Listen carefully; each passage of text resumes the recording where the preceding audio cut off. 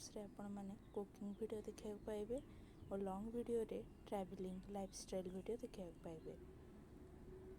बहुत दिन पर माउजी बुलवाक जाऊँगी तो चलतु आज मो सहित जावा अनुगुल रंतली स्थित माँ सात भौणी मंदिर को। रास्ता गला बेले मत बहुत खुशी लगुए कारण बहुत दिन पर मंदिर दर्शन करने जाऊँगी। आउ रास्ता गला बेले बहुत जिओलोजी रिलेटेड जिनस भी मत देखा मिलला।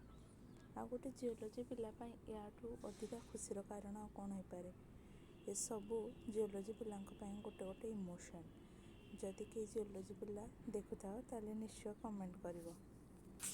एमिति बहुत रास्ता गला परे आमे आसी माँ का पाखरे पहुँची जाइछु।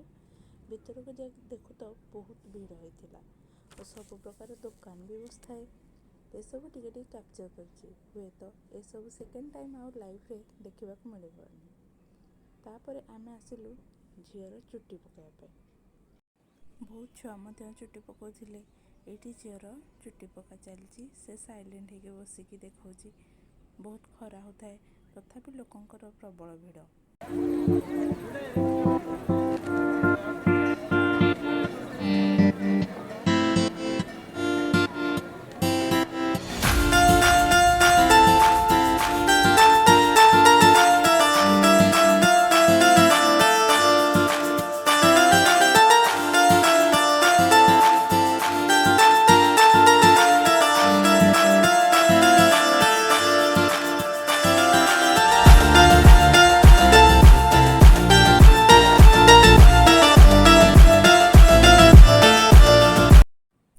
एठू मंदिर व्यू केते सुंदर देखा जाउछे देखंतु। देन आमे झियो को रेडी करी मंदिर दर्शन पे गलु।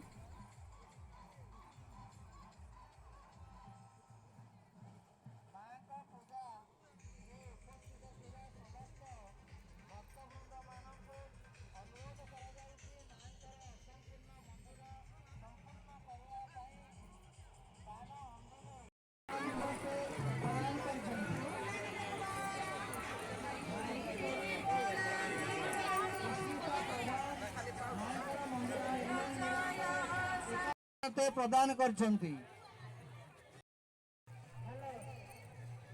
लक्ष्मी प्रदान मांकर मंदिर निर्माण निमंते 100 टंका सहस्त्री प्रदान करछंती। गलासिंगा मोना वर्षा 100 टंका मांकर मंदिर।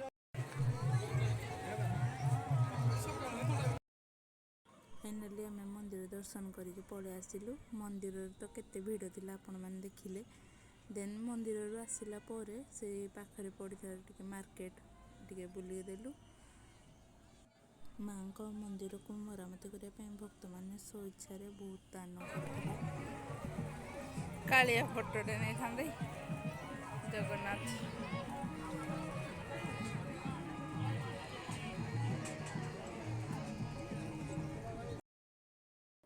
एठी गोटे सेल्फी पॉइंट कराइला जो लिखाइला आई लव माँ सात भौणी। सेठी समस्त फोटो उठाउथिले। बहुत गहली थिबारु माँ दर्शन तो मिलिलानी। मंदिर सामने रे आमे दीप लगे के पळे आसिलु। नना कहले कि गुरुवार पूजा होची तो जे माने भी प्लानिंग करछन्ते सात भौणी जिबा पई तो ट्राई करिवे गुरुवार जिबा पई भलो से दर्शन करि परिबे। एठी आमे सब मार्केट बुलुथुलु कोन कोन पड़ीची कोन नै भलो जिनस भी पड़ी थाए लोक भी नौ थांती। एठी शुभम लायन हेची ताकु मैं कहूँ लायन भलिया साउंड बना से भावुची बोधे फोटो उठाऊँ मु तो से पोज देची। एठी अंकल मेहंदी लगोचंती तो कमेंट करिवे जात्रा को गले बा मेला को गले को माने एमती मेहंदी लगांती। देन आमे घर को पळे आसिलु। आसिला बेले बाटरे जने माउसी घर को भी जाइथिलु।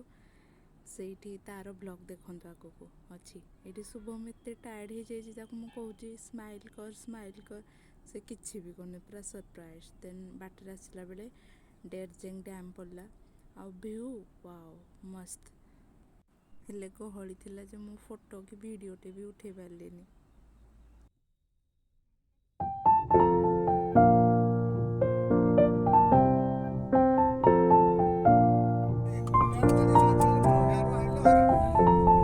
छोटो